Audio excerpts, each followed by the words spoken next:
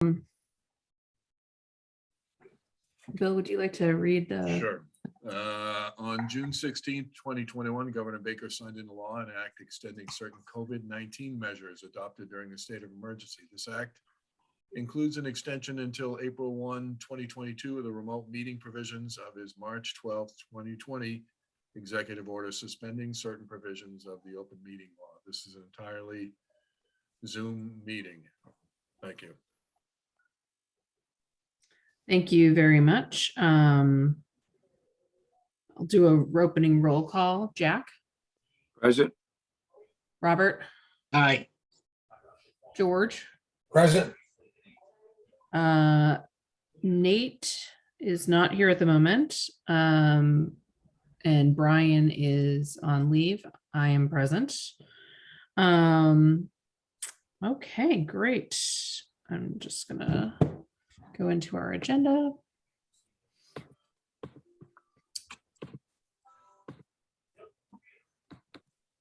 Okay, so we've got review the report. Bill has drafted a handy, comprehensive report. For those of you who've been on the committee a little bit longer, I don't recall the committee doing this degree of a report to the Board of Selectmen and town meeting previously. I feel like, we did a bit of a PowerPoint presentation maybe last year, but this seems really comprehensive. Before we kind of get into it, does anyone have any kind of high level comments on the history of doing anything like this and the precedent around it? I personally am a fan, but. I'll merely say that my recollection is that in the previous years that I was on the committee, Jack and Robert could probably speak a lot with a lot more detail about other years, but it was sort of a bibliographic, I don't know, a biographic statement about the members. So, but this sort of presents a reflection of what we've done, why we've decided to do it, what our goal, what our principles were in going through the process. I think this is great. Jack or Robert, did you want to add anything about sort of what we've done previously? Add any historical memory to this? I think it was well done, and I think we should support it wholeheartedly. Yeah, I agree. I think the thing is, it's always at the discretion of the FinCom chair and the administrators that you're working with, and it's changed.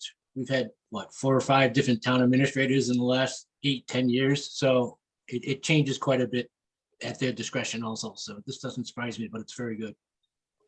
Excellent. So, so far, Bill, you have a ringing endorsement. It sounds like, did you want to add any kind of anything else to it before we really kind of take a vote or take any suggestions as far as amendments? Well, what I want to do is just go through the major sections and just tell everybody what we're trying to accomplish in those, and then the group can vote. So just to clarify what each and I'm sorry, section- Bill, is it possible right now your share screen looks really kind of compressed and narrow? Is it possible to make it like yeah, full I gotta screen? move it to another screen. Oh, That's my, everybody should have a copy of it, but can you, let me stop share and then share again. It's on, I have a portrait screen. Bill, share and share alike. There you go. we can always So- count on Bob for the commentary here. It's a nice, always So- adds a little something to the meetings. There it is. So really the goal here is to document your process, I think, as George has said, and then some of your observations. And by virtue of doing this, you're setting yourself up or us, for that matter, the administration, to make some changes to improve the process. So I think that we have a similar report for capital budget, and there are similar items in capital budget regarding capital. So next year, you'll move less, you'll have less sort of improve this process and more about the actual finances and document. But the first page is basically your report to town meeting. The chair had crafted this and there's a lot of good ties into the report itself. So it is essentially, as we discussed earlier, an executive summary of the report with other comments. And a lot of this is about, it's difficult when you have sort of revenue constraints and economic development is crucial. Moving forward is your process. One thing I was discussing with the chair is I'm going to put your preliminary votes in this column underneath the fact that you voted in favor of the budgets. But here's your departments, what you asked of them, the questions you asked of them, and then your observations that or a budget growth, it is not really a cost issue. It is really a revenue problem. Employee hiring and retention, alternate fund, it's difficult to do that given the constraints, alternate funding sources. Police and fire have done a good job of finding alternate funding sources from both capital and operations. And you're recommending the same thing of other departments. And regionalization and challenges in revenue, budget planning, it's made it difficult during the pandemic. One of the things here you're recommending is maybe doing a 3-year outlook as an exercise and seeing what you might be coming up against in the future years. So moving forward, you have recommendations, and the recommendations are related to a lot of the things that people had said. And so what we've done is take and backed up those recommendations by showing that our difficulty is we don't have enough commercial. And here's your residential 2022, here's your residential 2002. So the revenue levy, revenue other sources in terms of where can we find other sources.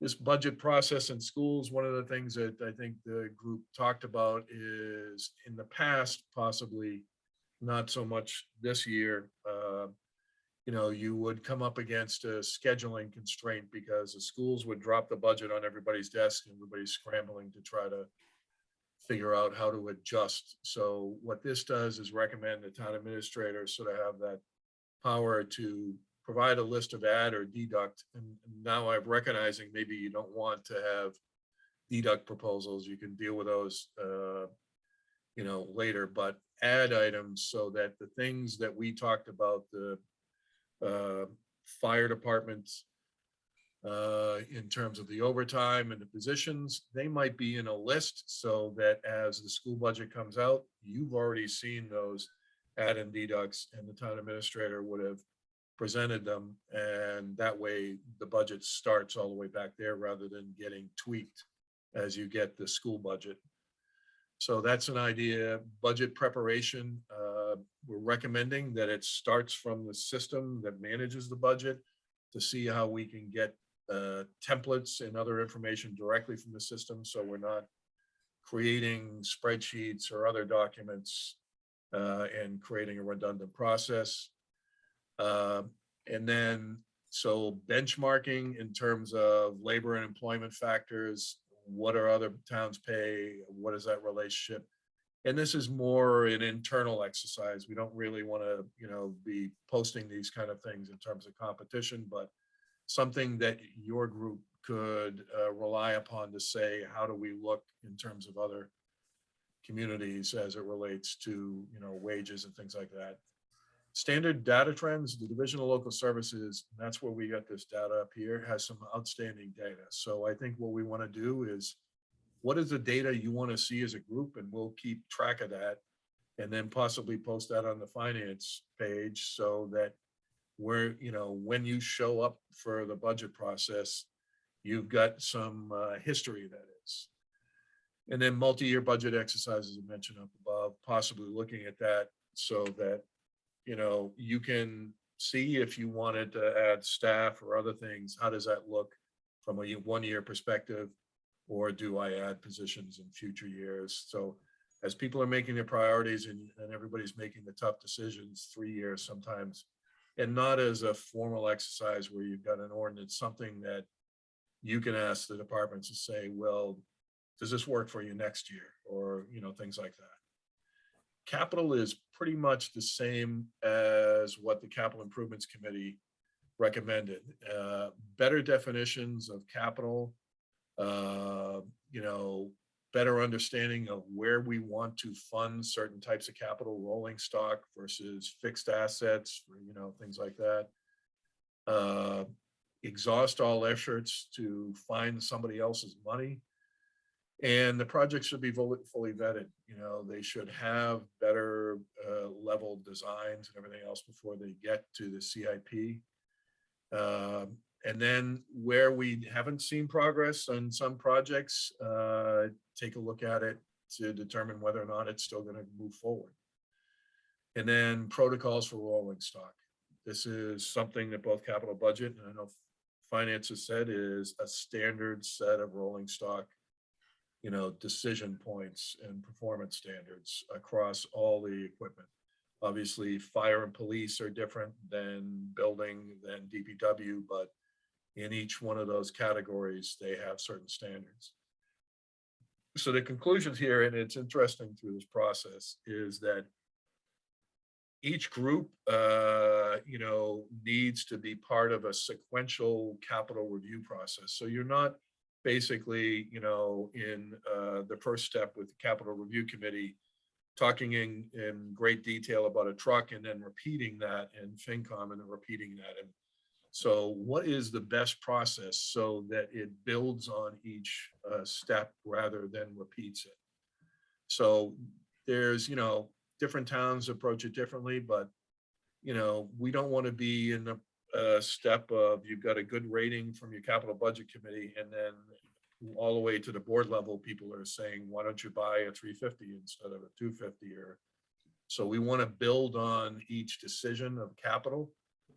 So this basically recommends, creating some sort of guideline that gives each group in the process a specific role. And then I will be attaching the proposed budget that is in the warrant. But that's pretty much a report. I have to add the votes that you did up in this section. And then in the future, what we're hopefully doing is we're adopting some of these things over the interim between this budget cycle and the next. We might meet to take a look at how we have been able to accomplish some of these steps or develop economic development, marketing and other steps. Develop a program where we're actually aggressively going after other revenue sources and we're making it part of the budget process. So it'll be, over that time, hopefully we're looking at implementing some of these recommendations. And then the next report is more about what the finances look like with these new approaches. And that's it for the report. I have the warrant we can go over when the committee is ready. Okay, let's open it up for any comment from the committee.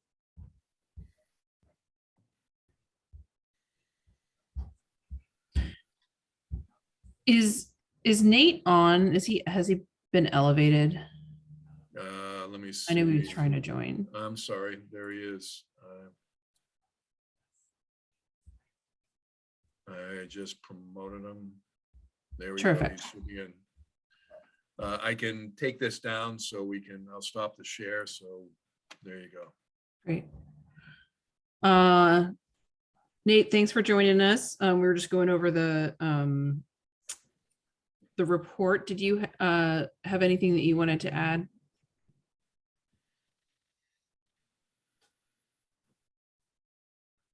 Nate? You're muted, Nate.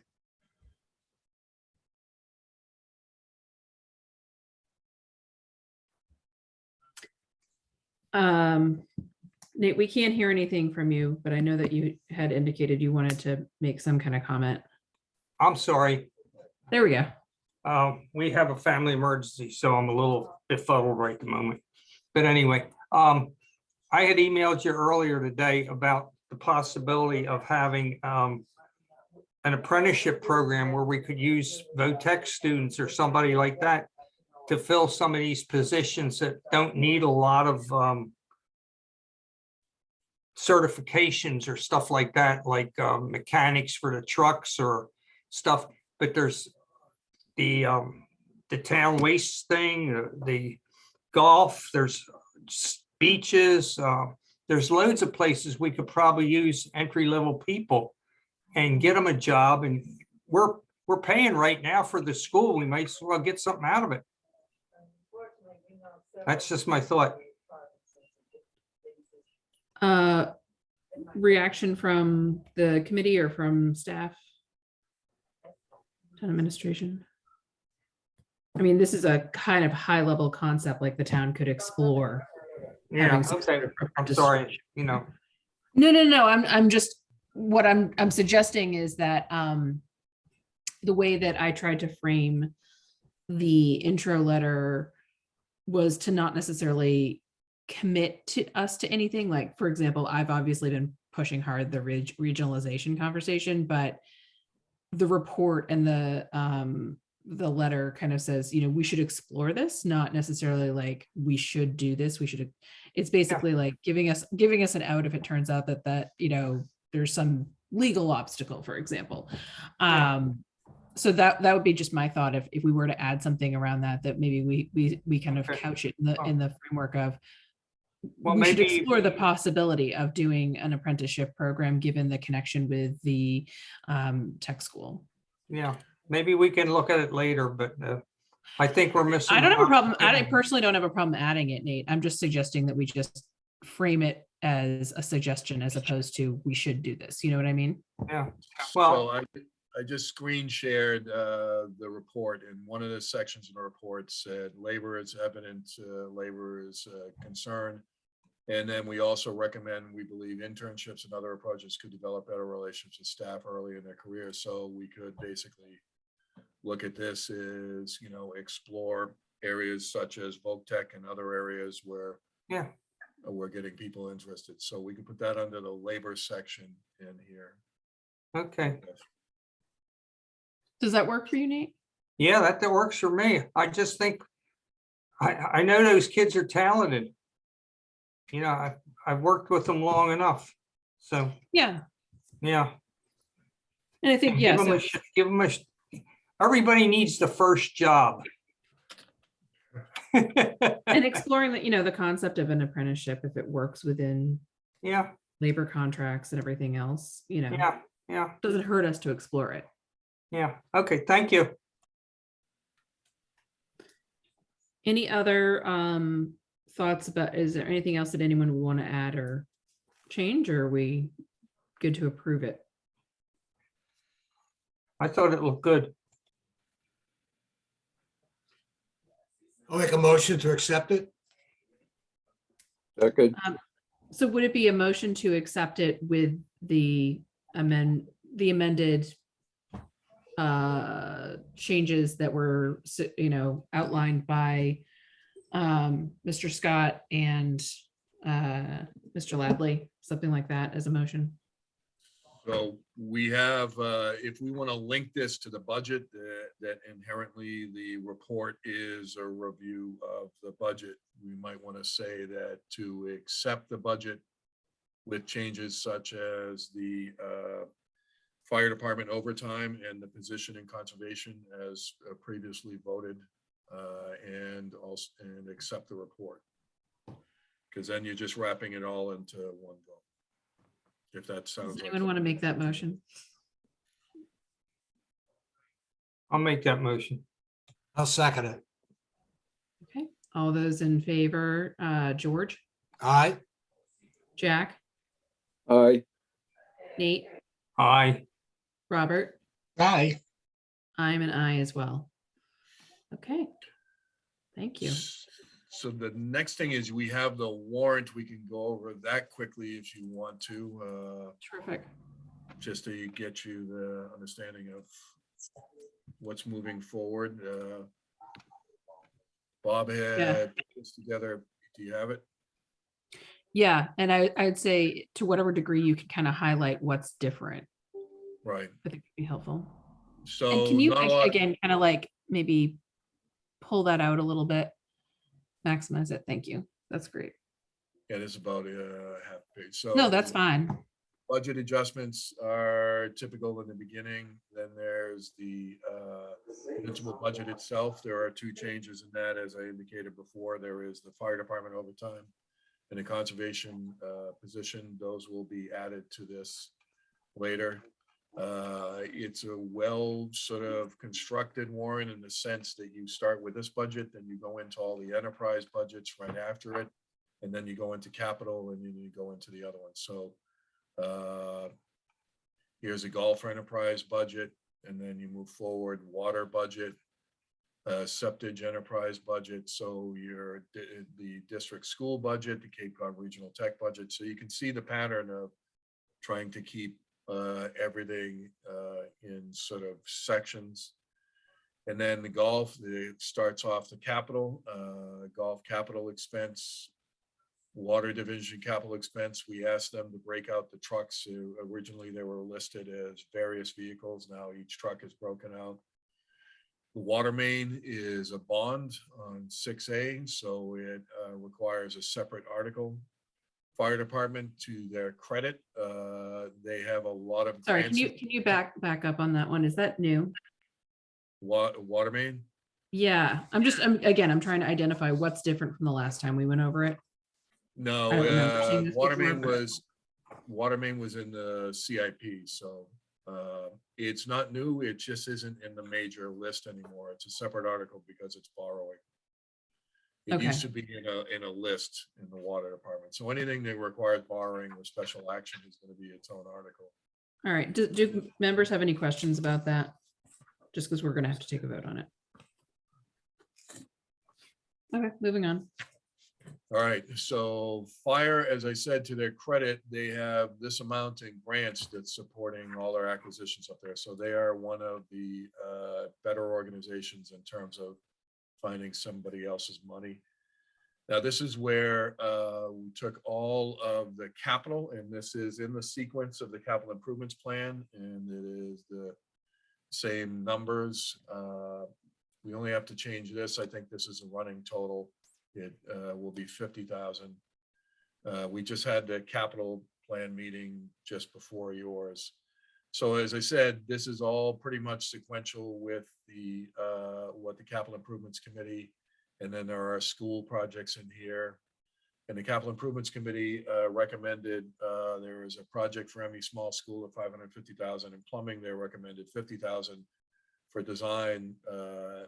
They're commenting that we need to see what's going to happen with the school before we start making those kind of investments, but we didn't want to slow them down. At the end of this, we've got items such as a roadway improvement, which was a prior override, and that's going back in.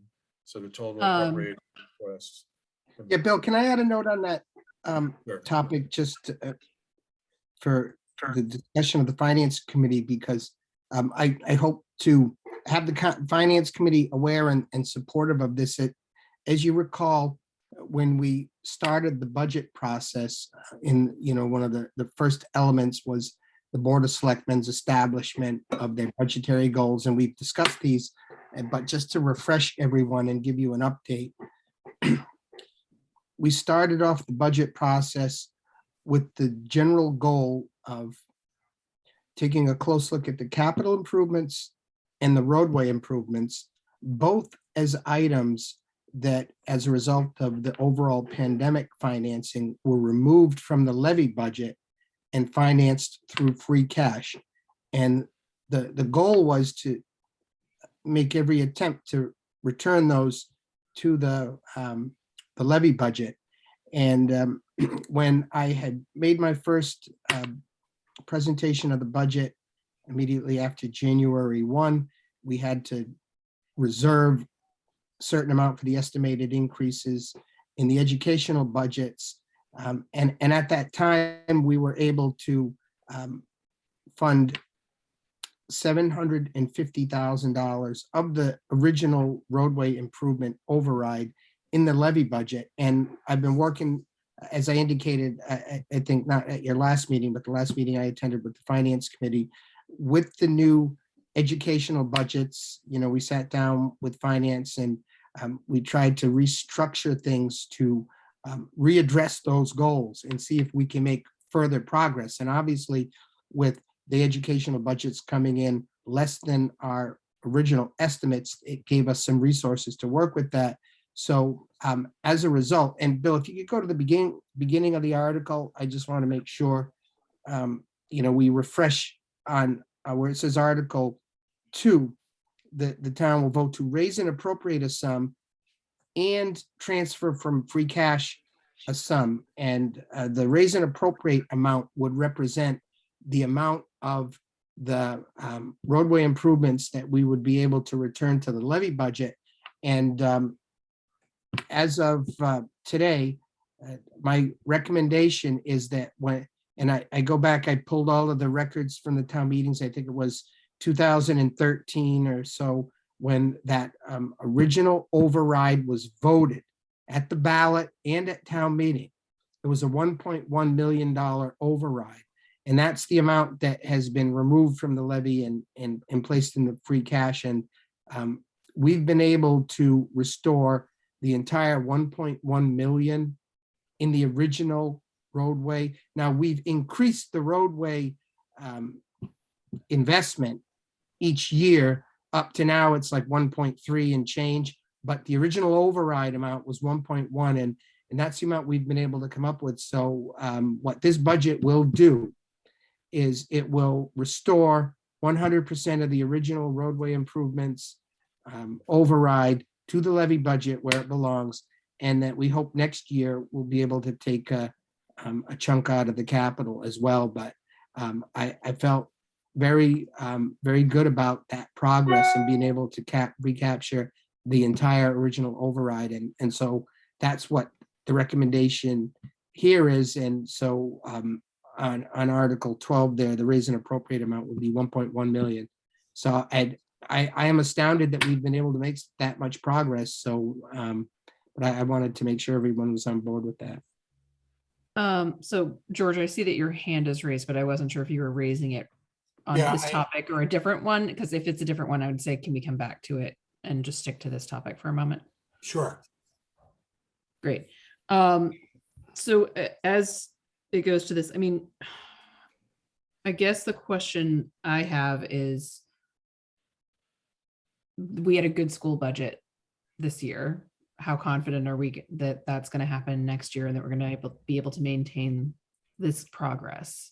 Okay, I don't think that we'll receive a budget probably this good, and to be able to repeat the progress of 1.1 million, I would have thought that would have been absolutely impossible for this year, but we were able to do it. So I think we retain it as a goal, and then next year, I go back to our discussion with David Flynn on the prognosis for the state financing. And, he seemed to feel, and again, the legislature has not completely approved the governor's budget to begin with. So we don't know that these numbers are 100% hard. However, the assessment, although they can make a supplemental assessment, I think they voted based on their estimated numbers. And David felt that that would represent the floor of state aid, moving forward. And there were additional steps to implement the Educational Opportunity Act, but there was quite an enormous increase in the state aid for the regional school district, estimated at that 2.5 million, 2.4 million. That was the reason that the school budget didn't go up as much. And so we know for a fact we're not going to see that growth in state aid next year. But I would say that looking at all of the factors that we do know, that if that is the floor, we see that would be the second year in a row that they've received 2.5 million more than they had in FY 22. So even small growth, along with that, if that 2.5 remains in their base, what our hope is that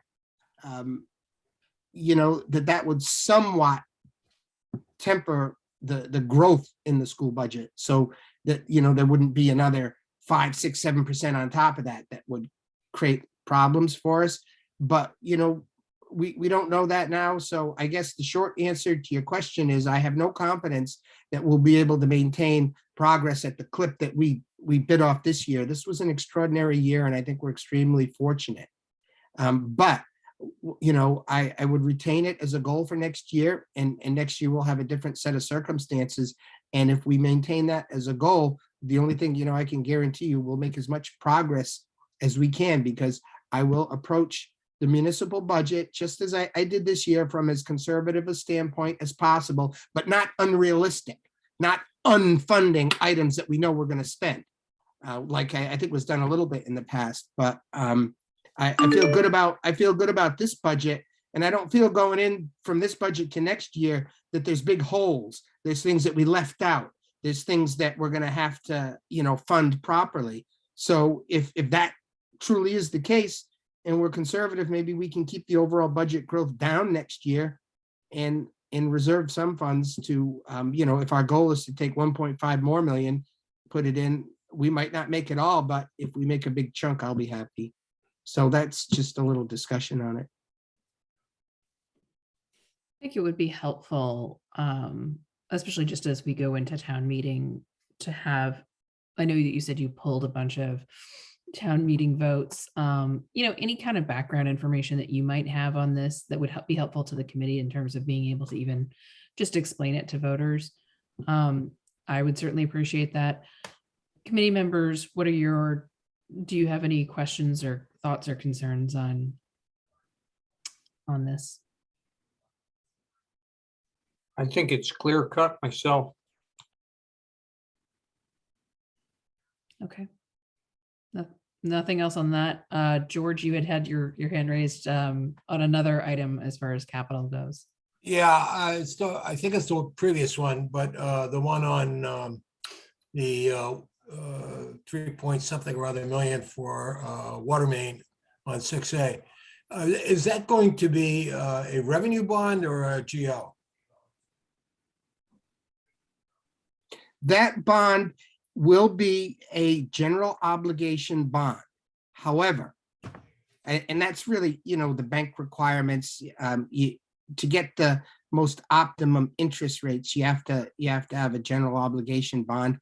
It is programmed to be 100% repaid from the special revenue fund in water, which I might add is also it's not an enterprise fund. It's from the special revenue. So the water revenues will pay 100% of the debt service, but the way the bond is structured itself, it's not considered a revenue bond. But do we, and I don't want to take too much on this, I'm curious. Yes, sir. But can we, since it is an account we have, can we pledge that on the bond, or is this just going to be a credit decision on the part of the lender?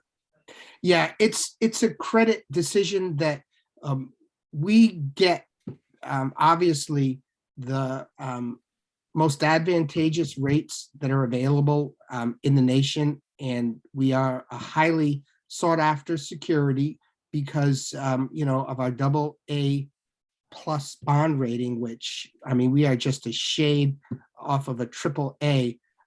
And by virtue of that, when we put out the bids, the rates that we're allowed to borrow under are the lowest possible rates. It is technically possible to not pledge the full faith and credit of the community and to attempt to base the security solely on the revenues from the water department. But what we find is that limits the marketability of the security to such a degree that it has a significant impact on the the interest rates and the payback, and the overall financing. So in our system, our borrowing is so low community wide that the only real feasible option that's the best value for the residents is to go general obligation, but make sure that the rates cover the, security. And the only difference is that from a technical legal standpoint, in the event that we did not have revenues sufficient underwater to pay back that security, the town would still owe the money.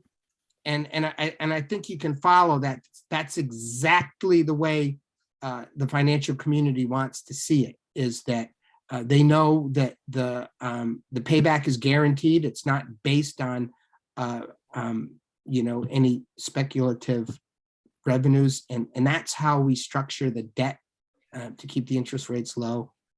No, I'm fully on board. I underwrote municipal securities, so Mhm. I'm know. just curious which route we were going, but Yes, sir. I get it, but it's good. It's fun to talk about this stuff too. I love the securities and the whole bid process, and I would say, even though interest rates are rising, the municipal borrowing rates are still historically low. So it's still a good time to go to market. I thought I had funny definitions of fun. Yeah. No, I'm a debt geek. I admit it. Well, then I guess you're in the right job, right? Yeah. All right. George, does that answer your question? Do you have any other Yep. questions on that? Okay. So we were finishing up Article 12. Were there any other matters as it related to that item that you wanted to draw our attention to, Bill or Bob? No, I just might, on this one, provide more detail in your report, so it's sort of documented that this is coming out of levy, or a portion of it is, and I'll work with Bob on that, so that sort of documentation progresses from the Finance Committee report to the warrant. That works for me. Okay. And the next one is police cruiser financing. This is the financing schedule that we had discussed before, that moves it from one cost of $406,000 to this schedule that's here for 6 cruisers. Okay. I Next just one- want to add something on that too, is I think the police department did a great job agreeing to the 4-year schedule, because I worked with a lot of PDs, and I know their standard operating procedures. They like to go 3 years on the cruisers and then try to turn them out. And our guys recognized they're gonna have to keep the cars for an extra year, longer than they would like, in order to make it so that it's feasible to continue to make sure that they're keeping up with their needs. And so I just wanted to point that out, that going that 4-year program was something that the police stepped up to make our finances work, and I appreciate that. Next one is a sanitation truck, and this is paid for. Oh, Bill, you sound like a frog again. Oh. I don't understand. Team software, I'll do it to you.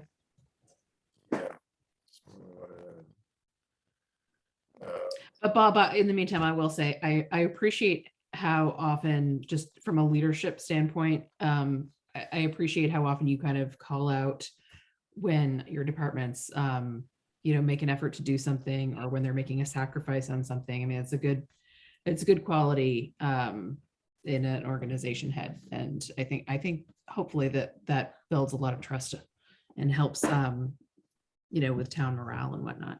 So I Well, appreciate thanks. that. We're working to build a team. You've got a great organization here, and there's a lot of good people, and they're working hard. And that's why I think that the big challenge is just everyone's hard work. We all get it coordinated, going in the same direction. I don't think there's anything we can't accomplish.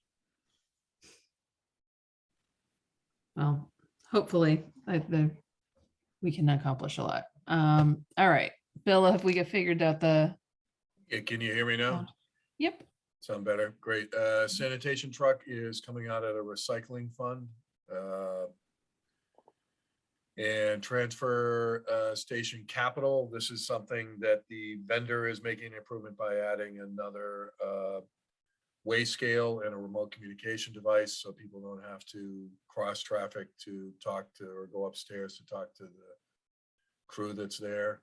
This Bill, again, can I operate that one from my phone? So I Yeah, I feel like think I do so, my yeah. heat. You can affect the weight scale, I guess. No, All right, I'll download the app. We'll see. there you go.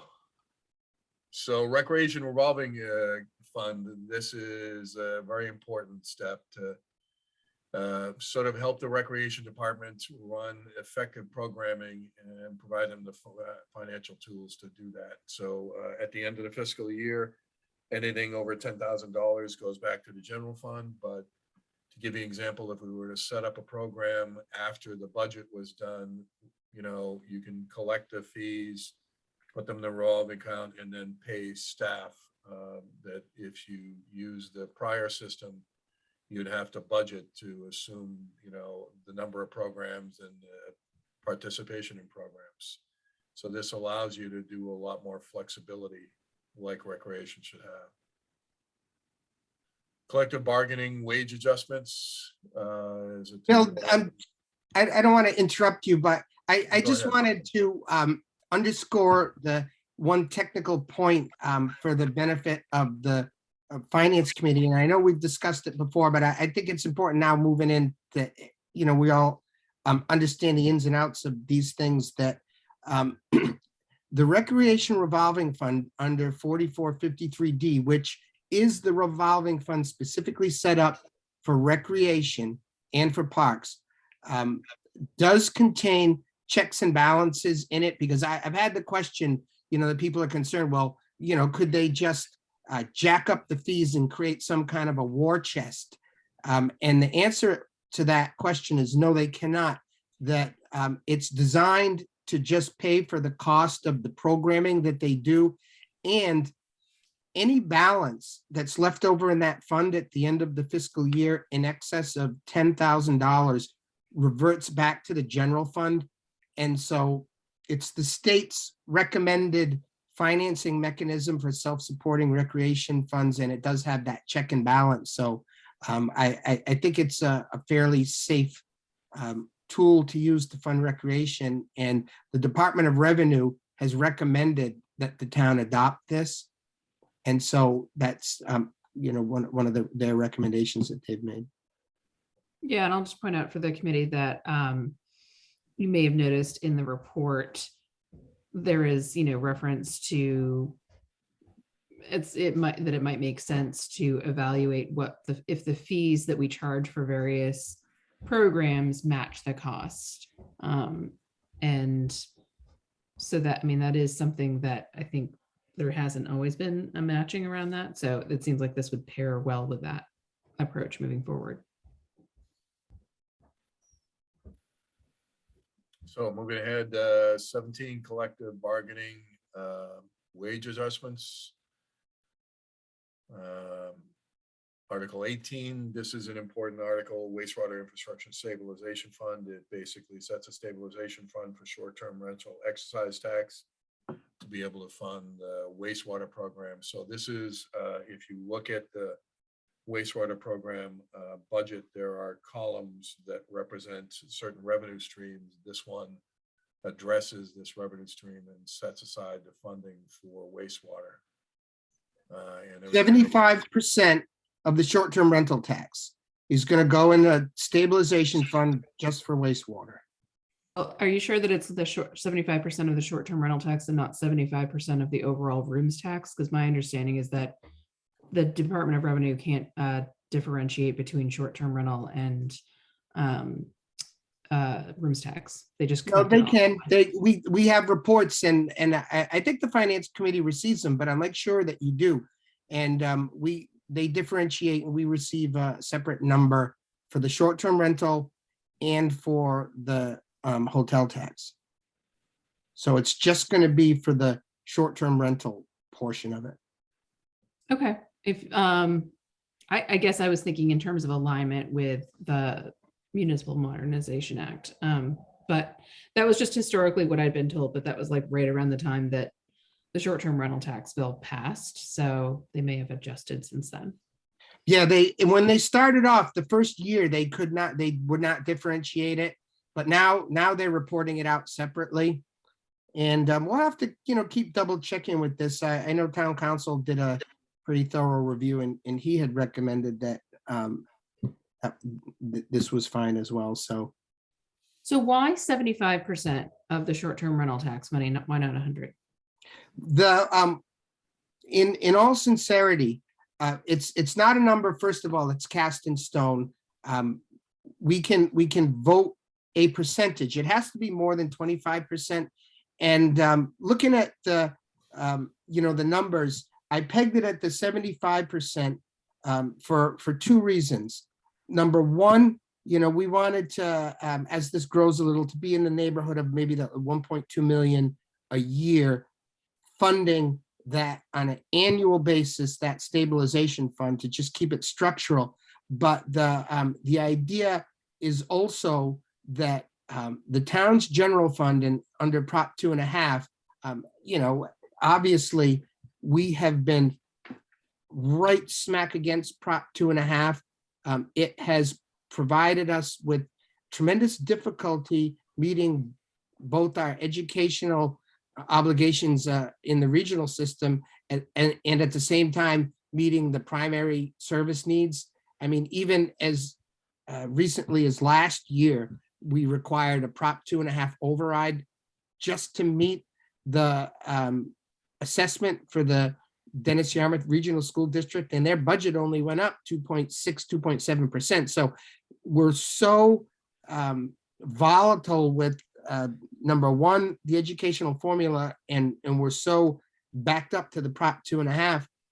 The idea would be we would reserve a small portion of the short-term rental to help as kind of a pressure relief on the general fund to enable us to continue to meet local service needs.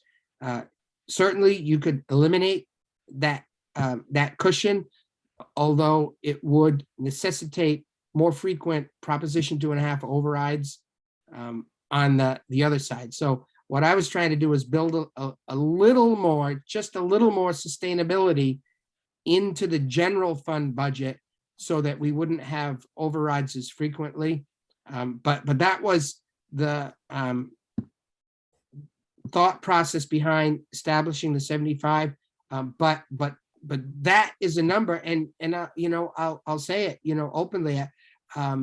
If the finance committee and the selectmen, talk about it, and you folks collectively feel that you want to lower that cushion, yes, it'll put more pressure on the general fund, and it'll cause stress that way. But it will also increase the amount that's going into the stabilization fund for wastewater. So again, it's like everything, I'm trying to achieve a balance, but I am open, and I want to discuss these items so that when we do, make this choice, we make the choice that is the wisest one. And that's what I felt at the time, that a small amount of cushion to assist the general fund was a positive step.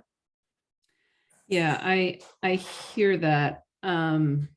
What does 25% right now account for in dollars? Well, Ballpark? if you take a look at it, we had about 1.3 million. So, 25% of that is maybe 300. 300 figure and change a little bit. So the idea you'd be about 1.1 million versus 300,000. And if that grows a little, I'd be up to my 1.2 million, and you'd still have, a little cushion at 300,000. I mean, you could put 75, you could put 80. I wouldn't put 100. But like I say, I think it's a decision that we need to make together. And it's, one of the things I sincerely look to the finance committee for a comfort level with where we peg that. And I was happy with, if we can get 1.2 million a year, every year, that would be a solid amount for that stabilization fund. That would be very, very helpful. Yeah, I guess my question would be though, I'm sorry, what'd you say it was 1.2 a year? Yeah. That would go, yeah. So you get 1.2 a year that goes into the WIF. But that would fund only what, phase one, right? We've got like 5 more phases to go. Well, here's the thing. Right now, we're trying to come up with a debt service strategy, right? That will fund phase one, which includes the entire treatment plant with absolutely no contribution, from the general fund, except things, such as this nature. So I think it's extraordinarily important to make sure, first and foremost, that your debt service strategy is sound on that phase one. And there is additional work on phase two for and we don't have the individual costs to homeowners of the collection system relative to, each property. But the point is, it would be substantially less. I've lost your video here, but it would be substantially less with the plant paid for. So you could say that these funds are not just for phase one, they're to build the wastewater treatment plant so that you don't have to assess the residential people the cost of the plant in phase two. You're going to assess them the cost of the distribution system, which in and of itself is going to be enormous. But I think by knocking off that plant in phase one and not saddling the residential people with that cost, by using the power of the commercial tax base, as well as tools such as this, I think it's going to be really, really smart to do. But no question, we have more work to do on figuring out exactly how to finance the subsequent phases. But I'll tell you this, we have got a tiger by the tail just getting that plant financed.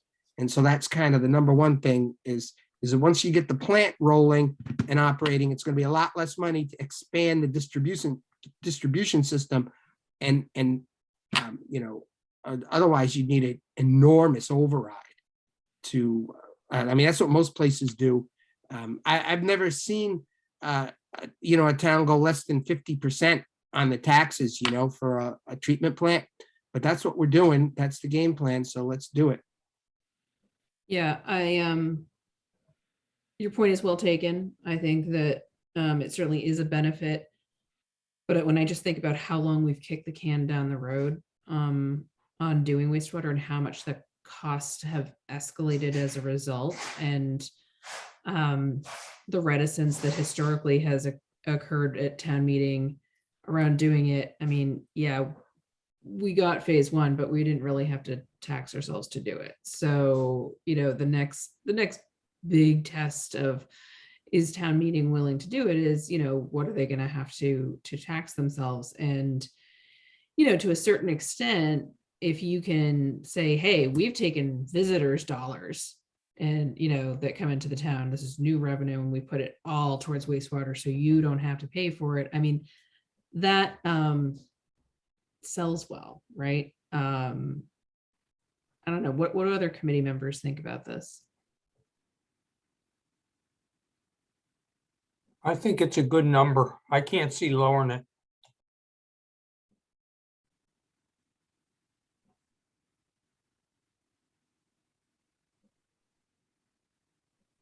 Anyone else?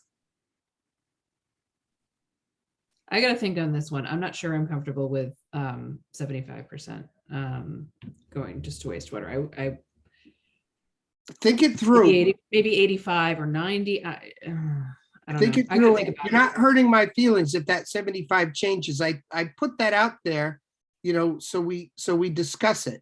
And I think I've outlined the issues, the concerns, and no, it requires, some thought, but like I say, both of us, we're talking about the same thing too, is how do we keep this machine moving without undue pressure on the residential taxpayers? And it's a split, because they got pressure. There's pressure on the on the operating budget that we've historically struggled meeting, except obviously for this year. And then there's stress on the capital side, which we need. It's almost an unlimited source of funds to tackle this infrastructure. Yeah, and I completely understand where you're coming from of wanting to have a little bit of a cushion. And, you know, in a perfect world, I would completely be there with you. I think my concern is that historically voters have seen wastewater as kind of an option. If they, you know, like, and it's not optional economically, environmentally, legally, it's not optional. We have to do it, right? So if you're picking which thing you potentially would have to tax yourself on, you know, it's easier to say no to wastewater, right? And it's a lot harder to say no to making sure that, you know, we've got, you know, adequate staffing at our municipal services, in my mind. So that's, I just don't want to give people an out, make it easier for people to say no to doing wastewater. That's in the Oh, long and Stephanie, let me just tell you, I really appreciate this discussion and I agree wholeheartedly with you.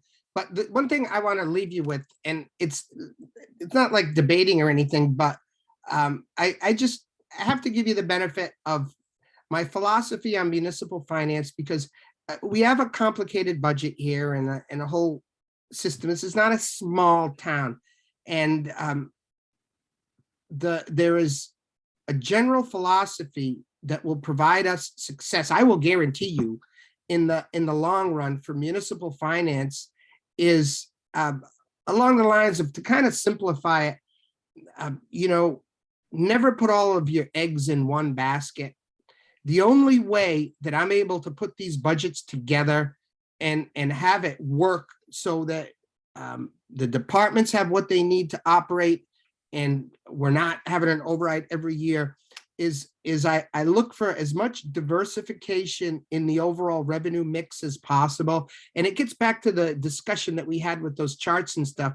I got to tell you, I'm a little concerned in Yarmouth that we're somewhat over reliant on the property tax as the sole harbinger of the entire municipal budget. That yes, we do have the local estimated receipts, but we have no state aid to speak of. And it's created a situation that I personally don't feel is entirely healthy because, you know, our revenue base is not diversified enough. And I just want you to understand, you know, my thinking in this is that I personally feel that the town's budget and general fund would be more healthy if, you know, there were available things such as the short-term rental tax that could help diversify the overall revenue mix, you know, not just the property taxes, but to give other resources in addition to the property taxes that's limited by that hard 2.5%.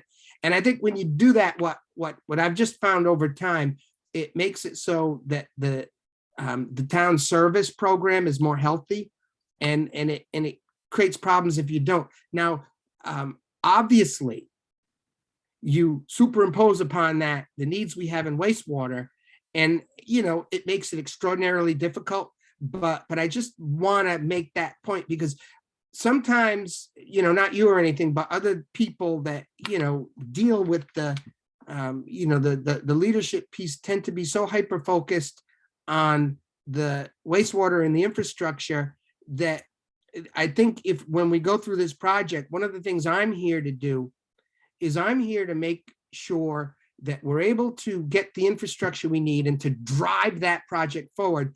But at the same time, make sure I maintain a healthy ecosystem surrounding, you know, the general services. And I just want to bring that out in my own opinion. I think we're a little, you know, our eggs are a little too much in one basket. We're getting overly reliant on just the property tax.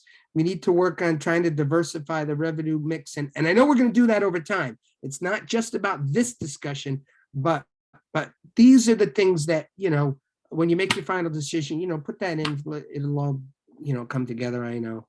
So just you say that you're concerned about it. yeah, no, I would agree generally, but based on the towns that you came from, Falmouth, OB, they had next to nothing in state aid as well. Did they have something else in terms of revenue sources that we're missing? Just Not, that we're missing, and I would say Falmouth is a much more extraordinarily complex financial ecosystem that had, different revenue sources, that when we put together the mix, the property tax was, maybe in the 60 to 70% range, which is high, but I had an enormous problem on Martha's Vineyard in that there's no state aid to speak of, right? And one of the things I had to work real hard to develop the local estimated receipt base and analyze all the local fees, which they hadn't done, and to boost those up because they were well over 80% property tax. Now, thankfully, they had a low tax rate because the values are so high, but still the Prop 2.5 thing hurt them. And I would say this, the one thing that really created stability for that community was when the short-term rental tax came in. It is an economy that is largely based on these seasonal rentals. And that was a tremendous financial boon. And they were discussing before we used the short-term rental tax as really a way to stabilize the property tax levy. We were studying and were planning on implementing the residential factor section of the state assessment law, which allows you to set a separate tax rate for year-round residences and seasonal residences. So we were at the point where we were gonna, and that's something that we may get to, but there is a process. If things get too tough on the local economy, you can have a split tax rate. We don't have enough business in town to split the tax rate between businesses and residential, because what winds up happening when you only have 9-10% commercial is that, a 5-cent savings in the tax rate on a residential property will be like over a quarter or more of an increase on the tax rate for a commercial property, which will, make those bills go up inordinately. So you don't want to have, usually people are, looking at that split between the commercial and the residential, but the residential factor allows you to have a split between seasonal properties and year-round properties. And that is a way, by shifting that burden, you can create additional property tax levy that if you have a problem there, but there's not a lot of like other things like that you can just, start selling. I mean, I had a venue that you would not believe what people paid me to conduct their destination weddings, big money. And we could do some of that, but I mean, there's nothing big enough that's going to float the general fund, just these smaller ideas. yeah, no, I hear what you're saying. I don't want to belabor the point. I will say that I don't know, split, tax rate between seasonal and year-round residences might be something worth considering. Also, I would also say that, from a philosophical standpoint, if you're building a reliance in your budget on revenues that are variable based on economic conditions, that's also a little iffy, right? I mean, short-term rentals, I guess technically rooms tax too, is all kind of dependent on how the economy is doing. And when we take an economic turn, those collections are going to go down. What is that going to mean for our budget, right? So, but you and I could have a good debate another time. I think it's something for us to think about, come back at another meeting and everyone can have kind of sat on this and considered where they come down on it. We'll have the selectmen discussed it at this point? Not the 75%. They all, looked at it and went, But I think, it's something that, and I appreciate you hear me out too, because I think it's so important. And to the extent that, the finance committee members kind of give this consideration. And if you have a recommendation on it, I mean, even if it's not the 75%, what I want to do is kind of work to tease that out and come up with something that we're comfortable with. And I'm willing to bet that the Board of Selectmen would love to hear what the viewpoints of the Finance Committee on an issue like that are. And that's why I'm sort of talking so much. I just want to make sure you understand all the ins and outs, and that maybe, if you do wind up making a recommendation to the board, I just, I think it'll be a reasoned kind of approach, and we'll all be together on it. Yeah, we don't want to make a recommendation without being fully informed of all the facts and viewpoints. So appreciate that, Bob. And when is, sorry to take us so far, of course, with the agenda, but when would our next meeting be, Bill? The presentation is on the 15th. That's probably be the next meeting if you all attended in a quorum, but there's no meeting scheduled after this. The report is going to be finalized, go to the Board of Selectmen. Next Tuesday, we would sort of make it available. So because we're having a hearing, we want it available a week before for the general public. So probably post it online. And then I'll work with you on the presentation. So there aren't any meetings scheduled of the Finance Committee after this, except for what's pending for town meeting. So Bob, looping back to what you're saying in terms of teasing it out, when it would make sense to, get a sense of this, when would you need to kind of know more from the committee about where we stand on this? Well, I thought it was important to have a discussion about it tonight, in that we are at least meeting with the public hearing on the budget on the 15th. And then on the 29th is the date that, and prior to that, we're going to have the Finance Committee recommendations on all the town meeting warrants, and the Board of Selectmen is going to finalize its town meeting recommendations and execute the warrant on the 29th. So that we're going to have everything completed, put to bed, 100% consensus, and voted by March 29. That really So doesn't give us a ton of time. Well, we would probably schedule a meeting after the Board of Selectmen meeting on the 15th to vote on each item on the warrant. Then Okay. that sounds like a good idea. So that way it's discussed in a public hearing format. There may be some, divergent approaches, and we then sort of take those into account. And before the 29th, the Finance Committee would meet, and then we would sort of fill out those areas on each of the warrant items. So I'll just say where I am right now on this item is I don't feel comfortable with 75%. I could get behind 85%. I might be able to be convinced to go to 80. But that's where I am just as an individual member, and I don't speak for the entire committee.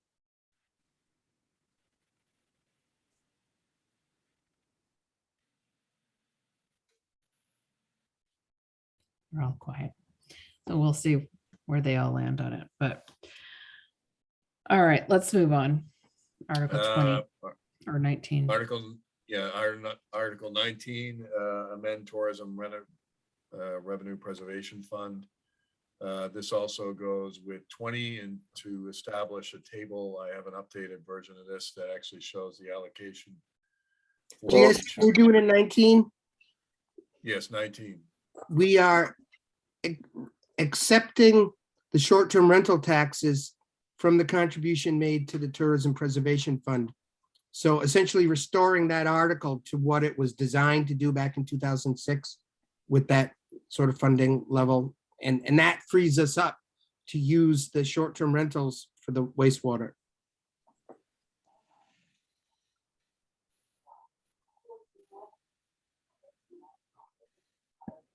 Questions on this item? Bill, I can't read what you're printing on the scroll. Right here is the explanation. Do you want me to? There's. Make it a little bigger. I still can't read it.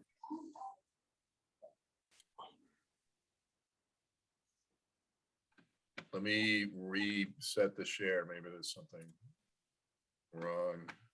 No, I think you had it, you had just gotten it pretty There we go. magnified. Jack, how's that? That's good. And we also have a copy of this in our, in the email that Bill sent out, right? Correct. I mean, if you want to, next Wednesday, we could go through the entire warrant now that we have what Bob is telling us fresh in our minds, and then vote and then go into the meeting on the 15th with that in hand, with the ability to sort of make amendments to that subsequent to that if we want to. What do members think about that? Meeting next week. I won't be available. What about others? I'm available. Checking. I'm not sure. My wife's having some stuff done. Okay, so it sounds like we wouldn't have a quorum to meet next All week. right. So anything else on 19? This is again, as Bob indicated, this is sort of locking up the funding for the wastewater project as the other articles have. And 20, this is, Bob, do you want to explain that? This is. Yeah, there's another version of this. Bill, do we have the version with the breakdown? Yeah, I'll try to find it. Hold on. And this is a new format. And it is the appropriation, annual required appropriation to the Tourism Revenue Preservation Fund, as created under that act of 2006 that we were just talking about. And the genesis of this new format is the Board of Selectmen had asked us to review the act with town council and, check on, the procedures that we're using, that everything's proper. And town council determined that it was necessary under the act to fund the individual project categories independently. And that's why it's broken down to the act provides that funding goes towards special events, marketing, public improvements, economic development. And so what we're showing here, that you just had it, yep, is Yep. these are the amounts. The total appropriation is calculated using just the language of the act in providing for the full funds. And this includes, for this year, their proportionate share of the short-term rentals as well. And so if you recall, last year, they were only about 446,000, but with that new money, it boosts them up to 567,000, which is higher than they've ever been. But I felt it was important to fund it in conjunction with the way the act is written. And then we came up with the split using the proportional share that they have historically used for the individual project categories. And I like the new approach. I think it fosters a greater sense of transparency for where the money's going, to what specific types of projects. And if people have questions that, that they can ask, well, what's this marketing for 180? What are we doing? What types of special events? But you can see the breakdown. And we anticipate for FY24, if we're successful in amending the act, as the previous article seeks a local initiative petition to do so, that number will in all likelihood return to the maybe 450,000 range. However, I need to point out that I have just recently seen the latest collections for the hotel motel tax. Even independent of any of the short-term rentals, those revenue collections are up higher to historically high numbers. And if they continue at that rate, we may see this fund stay in the 500 and 500 plus range. It may not go south to 500 just because of the, the strength of collections in the normal hotel motel. But that gives you a sense of what's going on with this article. So Bob, I'm just going back up to Article 19. I think actually I helped Cleon get this bill passed. Well, Back did to we business. not in focusing on the words, give you credit? I think that, it's really, the other article that I got to hand it to you, Stephanie, is that your guidance in this direction, I think enabled us to take advantage of the Municipal Modernization Act provisions that allowed us to create. I'm that not looking for credit. I know you're not. I know you're not, but thank you. I mean, folks just need to know. I thought that was a stroke of genius, and it's one of those examples of when everybody's like working towards the same end, we come up with great stuff. And so then now you're on the original bill, and if you go 1, 2, 3 lines from the bottom, that's the only new language, is accepting taxes generated by short-term rentals. Right. So what I'm getting at though is, so it says a portion of the total local room occupancy tax, but it doesn't call out what that portion is. So how do we, when we get to 20, how do we derive what that percentage is? I'm not seeing the mechanics for that. Well, the issue is that this particular article seeks to amend only section 1. Mhm. And it's there's another section that has that information in it, the calculation. So I guess what I'm getting at is, if you're saying that the hotel motel tax numbers are looking good and could potentially continue to look good, and this I don't want to call it a slush fund, but this fund for economic development, could potentially be set at a higher amount. And at the same time, you're also telling us that, you're concerned about our over reliance on property taxes, not building necessarily enough of other sources of funds into the overall general operating budget. I mean, I guess that would seem to me to ask if it's worth revisiting section 2 and the percentage that overall is going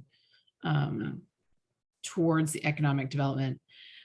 I don't know. I mean, I think there's some good projects that have come out of economic development, but there's also been like pickleball courts. I just don't know that that's economic development, right? So I think that might be a conversation worth having, if not for this town meeting, then maybe next year, once we have Yeah, better and numbers. I would say, also that, and I need to salute, Bill Scott on this one with his background in economic development. He has developed a very strong relationship with the CEDC in terms of some renewed focus on real economic development. And if we can scroll down again to the next article, there's a whole section that just in this year alone, with first, starting the baby steps toward it, Bill has received the commitment from the CEDC to do some extraordinarily significant economic development work for the town that we're financing through these economic development projects. And I mean, I hope certainly to be able to leverage even more some, real first-class economic development through this fund. And but it's interesting the point you raise. I felt guilty as sin just taking the short-term rental away from them. I didn't have the nerve to take some of It's the a other big ones. hawkish about it. I guess my other question is too, when we get into Article 20 and it has this breakdown, 40,000 for administration, 100,000 for special events, is that, I'm not familiar with the schedule of when the Community Economic Development Committee meets, but is that something that's kind of a standard amount, and then from there they'll decide how, what those special events are? Or is it they've already gone through a process and said, we want to divvy it up this way? I'm just trying to get the sequence in my. straight in my- What they've What- done, and Bill could talk, they've used this is their historical proportional Okay, distribution. But what we're probably gonna do is when we get to that and the presentation is actually list some of the events and projects that are related to this. And in the future, what we might want to do is, as they allocate this out sometime in January, we would actually create a spreadsheet that would say, here are the projects we're gonna do moving forward in the next fiscal year. So rather than creating the line items, I mean, we would create them and then determine the projects the year before in terms of special events marketing. And as Bob had indicated, we're working on economic development projects. The diff, the next article is yeah, what we're getting funded through them. And this is can you see that diagram? mhm. So, I mean, before, yeah. I just So- would like to close out my kind of thought sure. on this philosophically. We have been talking to departments that don't have any kind of police and fire, don't have any, well, maybe not fire, but police, for example, doesn't have any source that's coming kind of directly to them. They often have to kind of fight for every dollar. So to a certain extent, I feel like if a department or a committee wants to have an increase, that there sort of needs to be a justification for it, not just because, hey, revenues went up, that automatically we're gonna, increase proportionally the amount that goes to marketing or whatever else. It just doesn't feel quite fair in comparison to kind of with other departments, but that's me. But please continue with the other items. Sure. So back to the DIF, which is District Improvement Financing. I made a request and they approved it to do 3 projects with $75,000. And the principle of DIF is that revenue for infrastructure, DIF, MassWorks grants, betterments, user fees, then creates a wastewater investment, which then creates private development, which then provides revenue for infrastructure. So the DIF, the cycle is as you increase the increment that is from a base value, which is what we'll do with town meetings, set the base value. As growth happens, you can either borrow or allocate funds out of that growth to then pay for the infrastructure that created growth. Now, there are arguments that we shouldn't take the top off of new growth. We need it. But the DIF is sort of a if not for clause. If you don't have the DIF, you don't have the infrastructure and you don't have the growth. And we have some pretty clear indications to that in something like this, which is we don't see any growth in commercial over all these years without the infrastructure. So same kind of chart you have in your report. So what we're doing with the committee is we're doing an economic development analysis for the whole corridor to determine what the appropriate uses are, what the growth potential is, and being able to then extrapolate data that tells us what our DIF revenues might be, what our betterment revenues might be, and taxation, things like that. But as important, we want to determine with a market analysis, what are some of the uses that we want to favor? I mean, let me go back up to the beginning of the report, and here are some of the criteria that we want to accomplish. Diversify the tax base, stimulate capital investments for net taxable property value, attract and expand business. And it goes on to describe some of the criteria we want to accomplish. And And part of that is year-round jobs and, overcoming these issues such as, diverse tax base, as Bob has mentioned earlier. So this is a memorandum to the CEDC, and they basically confirmed that we are going to spend money on three things, which is that economic development analysis. The next thing is the DIF program happens in 2 cycles. First cycle is you lock up the increment, and the second cycle, you determine how much you're going to spend and where, and that is the development program. So this scope is to develop the development program for the next town meeting. That is, we'll have enough sewer information in terms of the project. We'll have enough revenue information so we can determine how much percentage of that growth we want to allocate to the project. And the last is basically we want to articulate, what grants would happen at what time so we can match those up well with the diffs. So this is an example from another project that I have done. It's called a sources and uses spreadsheet. And what it does is it takes sort of 3 sets of data. The project itself, the funding, and then the timing. So in the top part, we're using all diff. In this case, it was cash. It was about $600,000.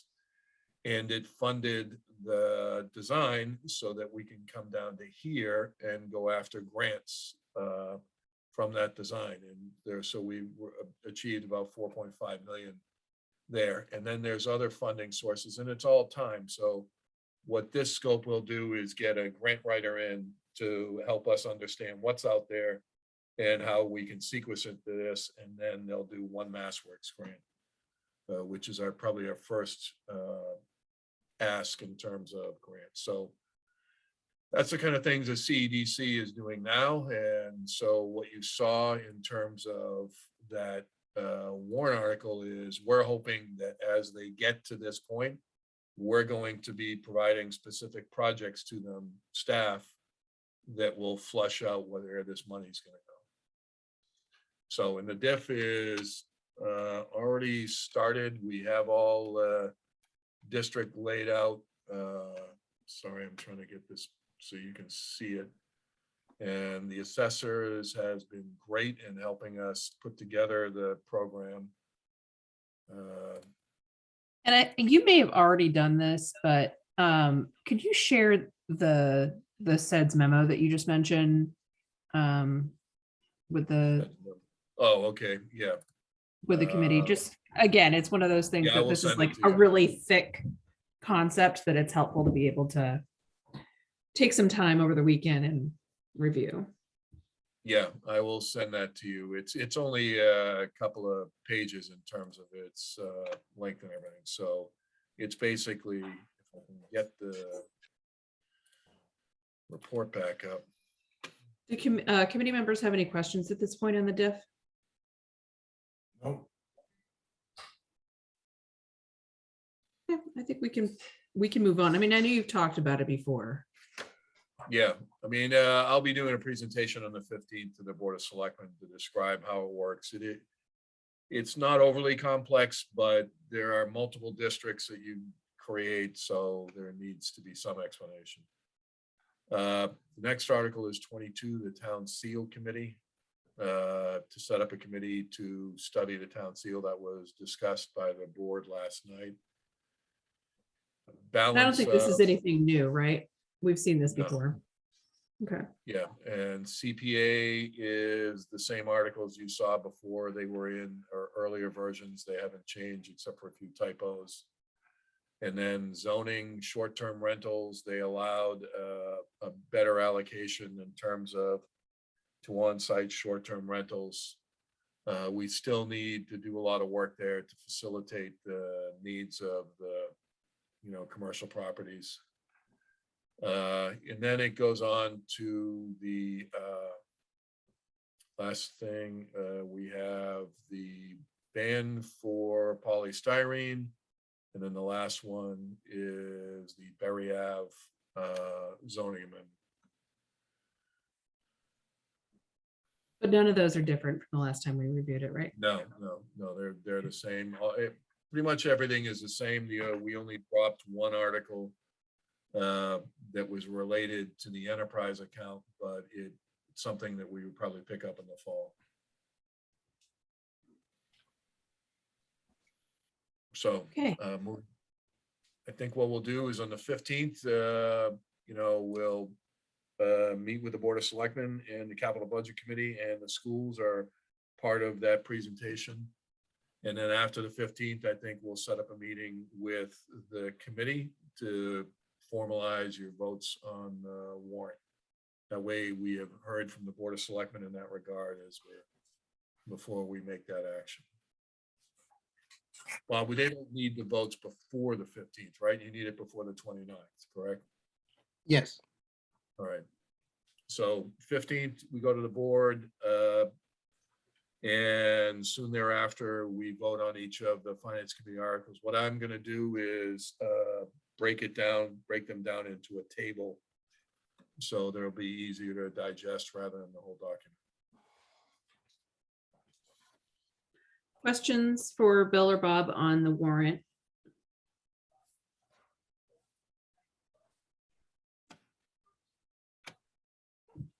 Or any comments? Okay. Well, thank you very much for presenting on all that. Good conversation. So as far as the meeting on the 15th goes, is that something that the entire Finance Committee would go to? And can you refresh our memory of if it's in person or Zoom? You're muted, Bill. They are in person. You can zoom in, though. The board is a hybrid model. But I think we'd like to have the full committee there. It's technically a joint public hearing with four entities, including the Board of Selectmen. We're gonna have a public hearing with the Capital Improvement Committee on the Capital Improvement Program. And then we're gonna have a public hearing on the annual budget together with the Finance Committee and the Selectmen. And we're gonna have a public hearing on the DY school budget with the Board of Selectmen. And those are all provided for in our town charter. And we'd like to handle it this year with, Bill and I are working out a program and a script that would have, start with the capital and a review of the capital budget through a presentation from the Capital Improvement Committee, and then with questions from the board and then the public. And then we would review the annual budget with a presentation from the Finance Committee and discussions, with the board, between the board and the Finance Committee, questions, and then the public, and then do a similar process with DY. And I may also provide just a review of the overall revenue piece and, finances to fund the budget, similar to what I did in January.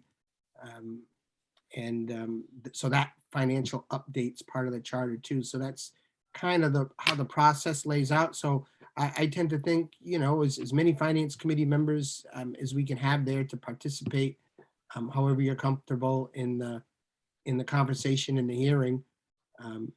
Finance Committee's worked real hard on this this year, and so I think there's a lot to be proud of in what you're presenting.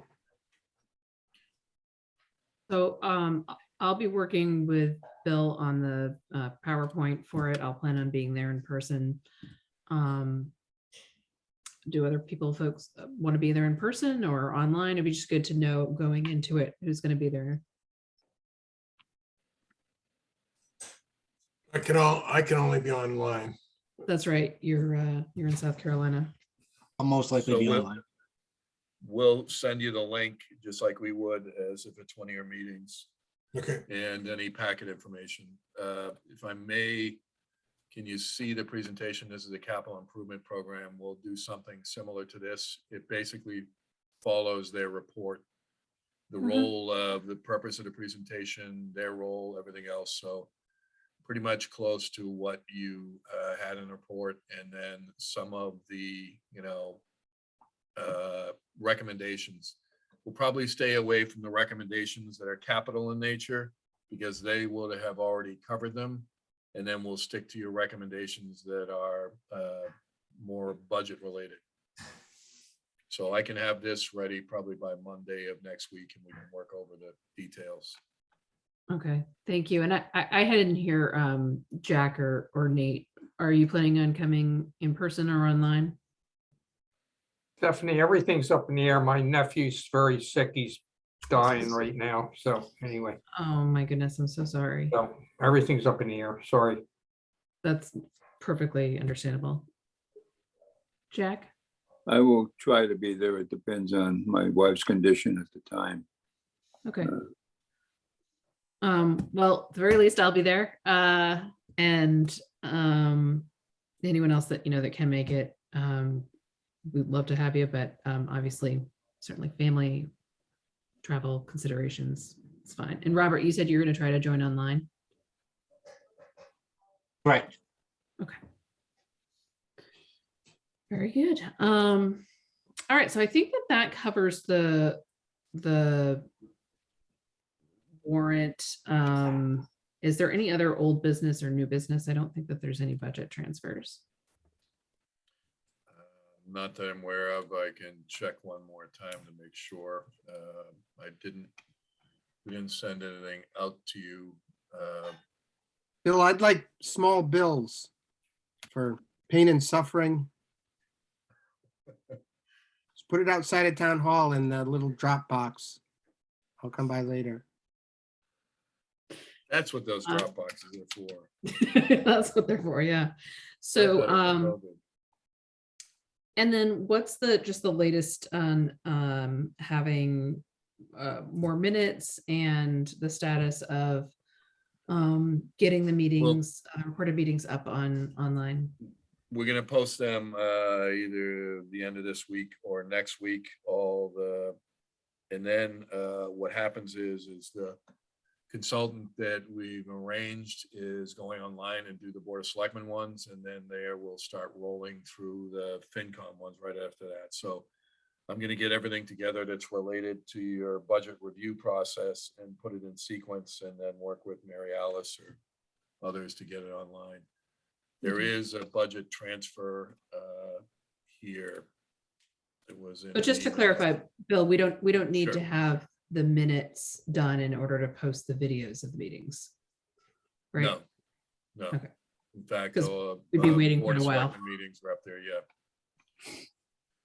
So this budget transfer is from collective bargaining to the tree program. It requires FinCom approval, and I think, and then there is another one. But why don't we do them one at a time? Any questions on this one? Did these go out? I don't remember seeing these. No, I think Mary Alice sent them to me, and it might have been recently, so. Okay. So there's this one, because of significant windstorms, they're receiving a lot of brush and things like that at no charge. So this basically addresses those costs. The next one is Channel 18 activity until the receipts or appropriation available for 2024. And transfer to Channel 18.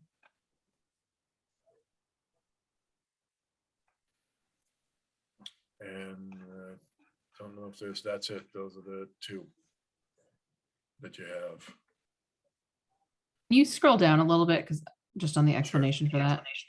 Yeah.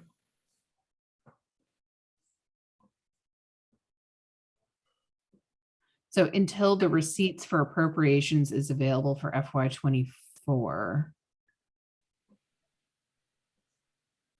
Is this something that we've done before or has been problematic before? Yeah, it has been an ongoing issue and a problem for, a long time, reserving funds for the support of the cable operations, because all of the cable money just goes through the general fund in the local estimated receipts.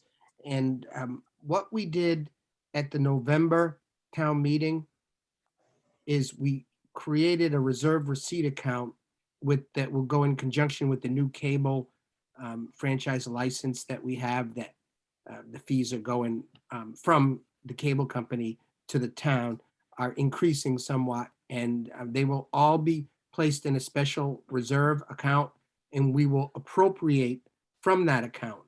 But for the remainder of this fiscal year, we need to this is the normal process that the town has done to transfer money.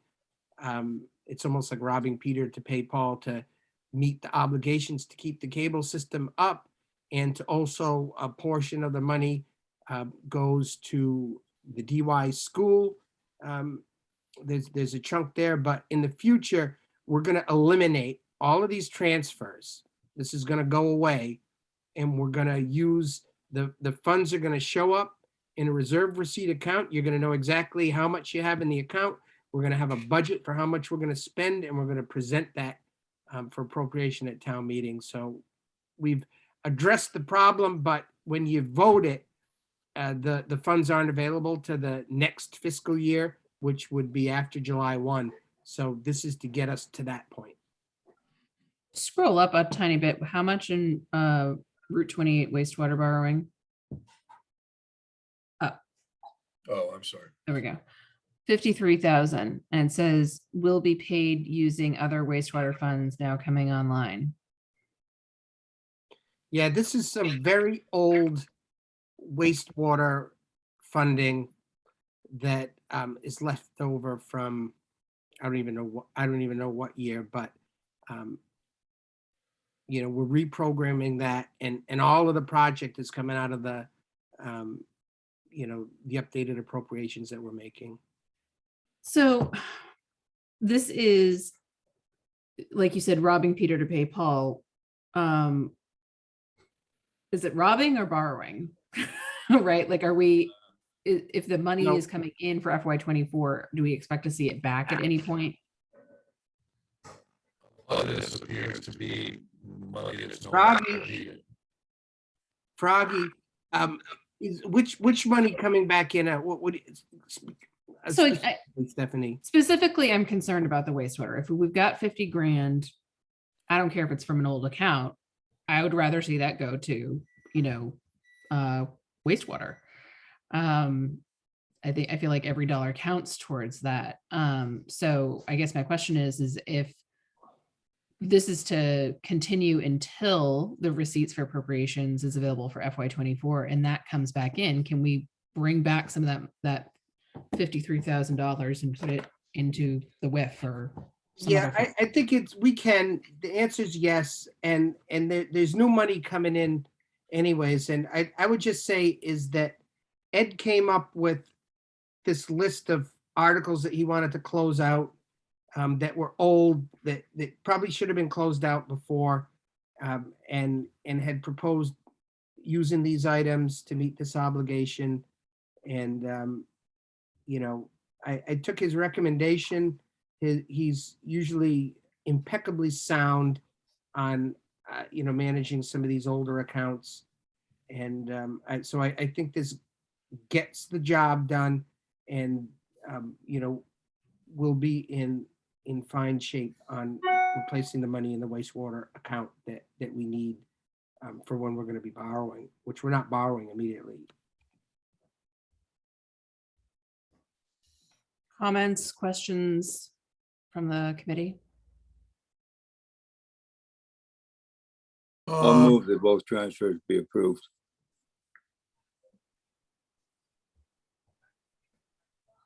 Do I hear a second? Bill, I'll second it, but Bill, can you slide that down a little bit more? I just want to see the selectman's signature.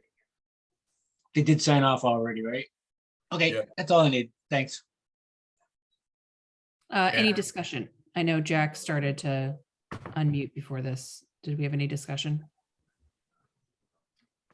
I'm not sure I heard the response to Stephanie's question about the transfer from Route 28 wastewater borrowing. Did you say, Bob, that we're getting that back? We will get that back? That is, Not this exact 53,000, but a different 53,000 because what, you know. out of this- the revenue that comes from the new cable system. Is that right? No, it's not coming, it's not gonna come from the new cable system. The cable, what we're gonna do with the cable is avoid any of these transfers ever in the future. This is the last time we're gonna do this. And, you know, they left it unfunded with the idea that they were gonna transfer money into it. That was their financial game plan and its infinite wisdom. And what we've done is eliminated these transfers from the future by segregating all of the cable funds in the cable account, but it has to be used for cable related purposes. So we won't be able to fund it, the wastewater directly from cable.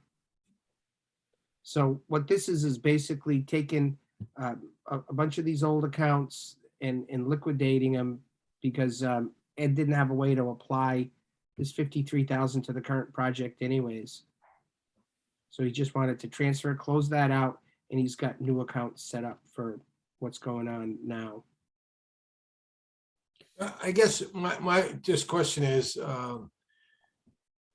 how do we explain to the average town meeting member that we had this 53,000 for wastewater and we put it someplace else? I understand what you're saying. This is an old account, probably dates back to sometime before 2011, I suspect. And Ed found it, realized it hasn't been spent, and figured it's candidate for this transfer. But I just, it's sort of like using money the town appropriated and voted on for one specific purpose, which we now have made clearer, or at least have gone forward with, and yet we're going to divert it to something entirely different. That's the only. Right. Well, yeah, and I don't disagree with you, but I mean, all of these transfers, it's a process that is, you know, is done over and over and over and over. That's all of the transfers that come from things that the money was appropriated for a different purpose, like the leftover money from the impact resistant window treatments that they did years and years ago. And so it's set up to take these funds to transfer them, and that way we don't raise and appropriate under new money. We clean the articles up, and you know, the other thing that you could do if they're not spent, you could at some point you need to close them all out into the general fund and just get rid of them.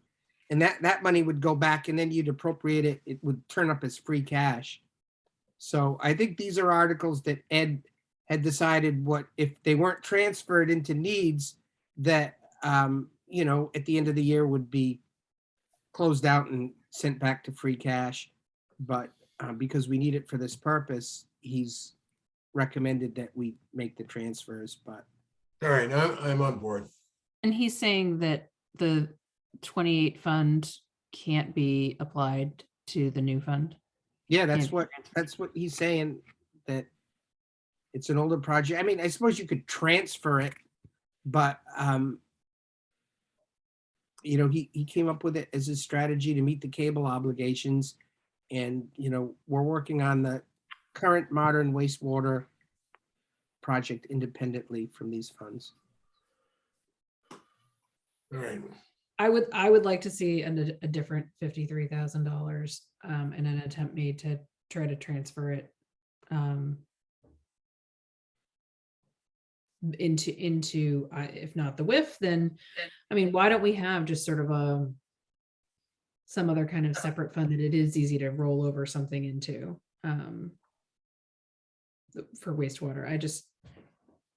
I don't know. Yeah, no, Think about I what's didn't going on somewhere around micromanage Ed on his list.